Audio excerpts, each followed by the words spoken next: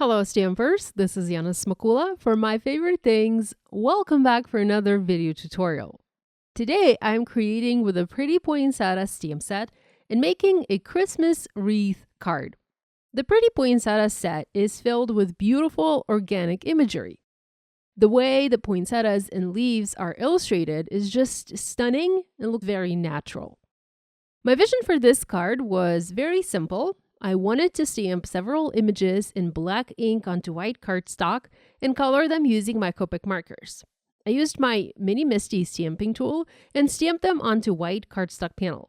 I have 3 poinsettias, all the various sizes and shapes included in this set, as well as the berry branch stamped twice and the 2 kinds of the leafy branches stamped twice as well. I picked a simple color combo for this card, a traditional red and green with lots of white. To color the poinsettias, I used R89, the darkest color, R39, another one that is very dark, R27, my medium red, and R24, my lightest red. I color each section of the image starting from dark and moving to the light color marker. I also came back in with the darkest R89 and added additional shading where it made sense to help the leaves stand out more. I didn't worry about preserving the centers of the poinsettias. I colored over them as I knew I would be adding gems in the end. As for the greenery, here I picked 2 color combos. First, YG63 as the light pale sage color, and I flicked it onto the leaves, making sure not to color each leaf completely, but rather leaving the tip and the sides of the leaf white, creating some natural looking highlights. I next used G94 and flicked it in the similar way, but kept the flicks shorter, focusing more on the base of the leaf and not going too much further in. I also used R24 to color the berries red. The other green color combo I used, and this one is a little bit more bright, but not too bright, not like the green grass bright. I started with a YG03, which is a rather bright green color. I love to use this color when I color green grass or spring leaves or anything where I want to have a lot of fresh, vibrant greenery. But I colored over it with a YG63 marker. This toned down the brightness of the YG03, yet it altered the YG63 a little bit as well, making the YG63 a bit more cheerful green.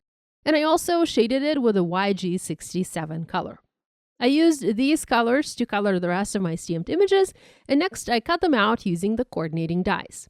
Now, if you look at the poinsettia images, you might think that they lack the green leaves, and you would be absolutely right. You could color some of the bottom leaves green, keeping the top leaves red, to give this image a more organic look.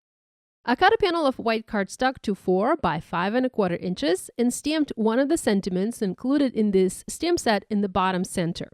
I want to place the wreath above the sentiment.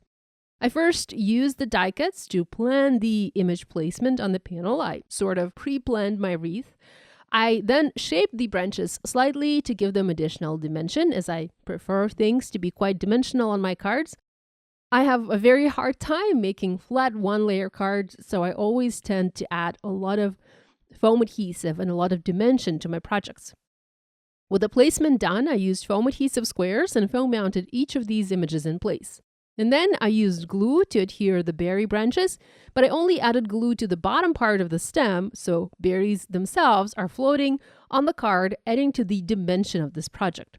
You can do a lot of different card layouts with the images from this stamp set. You can create your own unique backgrounds filled with the beautiful poinsettias. You can use these poinsettias to embellish some other elements that you might have on your card. You can add this imagery to just the opposite corners of the panel and save the room in the center for a large sentiment. This is a very beautiful and very versatile stamp set, perfect for the holidays. Now let's go back to those green leaves. It would be fun to color the poinsettias using various shades of red, and also to throw in some green. Here, I used the G94 marker and later the G99 markers to color some of the leaves in the background. When you add green over red, it is not going to turn green, although, of course, I wish it would. But it does turn a beautiful, dark, deep, rich brown, and it adds so much beauty and so much color variation to these poinsettias. I did the same thing for the second poinsettia on this card, and I just love this result. I found mounted this panel onto A2 top folding card base. I added some red dots around the wreath to help it appear fuller, and I embellished the poinsettias with gold gems to add sparkle. I do have 2 cards for you to compare, one with all red poinsettias and one with both red and brown leaves. Let me know in the comments below which one you prefer. Thanks for joining me today. Love you guys, and I'll see you next time.